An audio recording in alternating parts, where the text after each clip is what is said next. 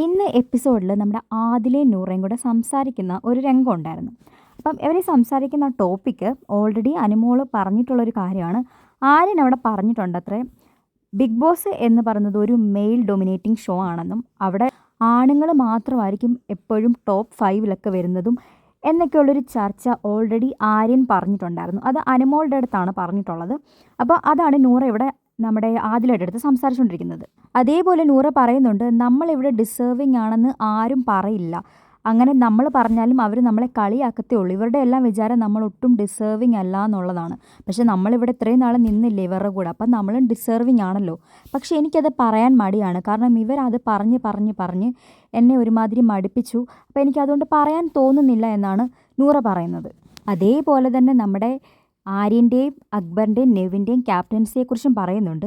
അവർക്ക് കിട്ടിയ ക്യാപ്റ്റൻസി അവർ മാക്സിമം മുതലാക്കുകയാണ്. മറ്റുള്ളവരെ ഹരാസ് ചെയ്തുകൊണ്ടാണ് അവരത് മുതലാക്കുന്നത്. അവരെന്തിനാണത് യൂസ് ചെയ്യുന്നത് പോലും അവർക്കറിയത്തില്ല. ഇപ്പോൾ അവരുടെ കരുവായിരിക്കുന്നത് പാവം സാബുമോനാണെന്നും സാബുമോനെ ഇട്ട് എപ്പോഴും കളിയാക്കിക്കൊണ്ടിരിക്കുകയാണെന്നും ഒക്കെ പറയുന്നുണ്ട്. അതേപോലെ തന്നെ നെവിനെക്കുറിച്ച് പറയുന്നുണ്ട്. നെവിൻ്റെ ഗെയിം എന്താണെന്ന് ഇപ്പോഴും മനസ്സിലാവുന്നില്ല.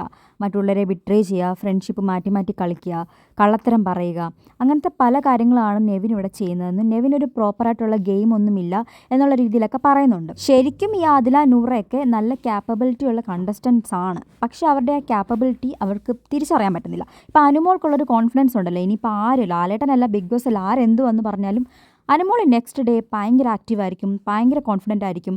ഞാൻ ചെയ്യുന്നതൊക്കെ ശരിയാണ്, അല്ലെങ്കിൽ ഞാൻ പറയുന്നതൊക്കെ ശരിയാണെന്നുള്ള ഒരു കോൺഫിഡൻസ് ഉണ്ടല്ലോ, അത് ഇവർക്ക് രണ്ടുപേർക്കും ഇല്ല.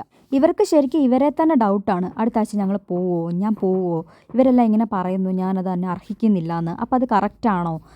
പക്ഷെ ശരിക്കും പറഞ്ഞാൽ ഇത്രയും പേരുടെ കൂടെ നിന്ന് പൊരുതി ടാസ്കുകൾ കളിക്കുന്നു. നൂറയാണ് ഫസ്റ്റ് പ്രൈസിൽ നിൽക്കുന്നത്. അപ്പോൾ അങ്ങനത്തെ ഓരോ കാര്യങ്ങൾ നോക്കുമ്പോൾ ഇവർ ശരിക്കും കേപ്പബിൾ ആണത് ചെയ്യാൻ വേണ്ടിയിട്ട്. പക്ഷേ ഇവർക്ക് ഒരു സെൽഫ് കോൺഫിഡൻസ് ഇല്ല. അനുമോൾക്കുള്ള അത്രയും ഒരു കോൺഫിഡൻസ് ഇവരുടെ കാര്യത്തിൽ, ഇവരുടെ ഗെയിമിൽ ഇവർക്കില്ല.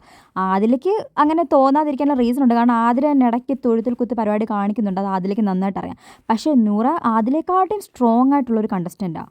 പക്ഷേ നൂറയുടെ ആ പൊട്ടൻഷ്യൽ ഈ ഒരു ടാസ്കിന് വേണ്ടിയിട്ടല്ല, ബിഗ് ബോസിൻ്റെ ഓവറോൾ പെർഫോമൻസിൽ നൂറയുടെ പൊട്ടൻഷ്യൽ യൂസ് ചെയ്യുന്നില്ല. അങ്ങനെ യൂസ് ചെയ്തിരുന്നെങ്കിൽ, തുടക്കം മുതലേ നമ്മുടെ ആദിലയുടെ നിഴലായിട്ട് കളിക്കാതെ പുറത്തിറങ്ങി വന്ന് കളിച്ചിരുന്നെങ്കിൽ നൂറ ഉറപ്പായിട്ടും കപ്പ് ഡിസേർവ് ചെയ്യുന്ന ഒരു കണ്ടസ്റ്റൻ്റ് തന്നെ ആകുമായിരുന്നു. ഒരിടയ്ക്ക് അവൾ അങ്ങനെ കളിച്ചിരുന്നു നമ്മുടെ റണ ഫാത്തിമയ്ക്കെതിരെയൊക്കെ. പക്ഷേ അത് പിന്നെ പുള്ളിക്കാരത്തി അങ്ങ് ഷാഡോ ആയി പൊയ്ക്കൊണ്ടിരിക്കുക.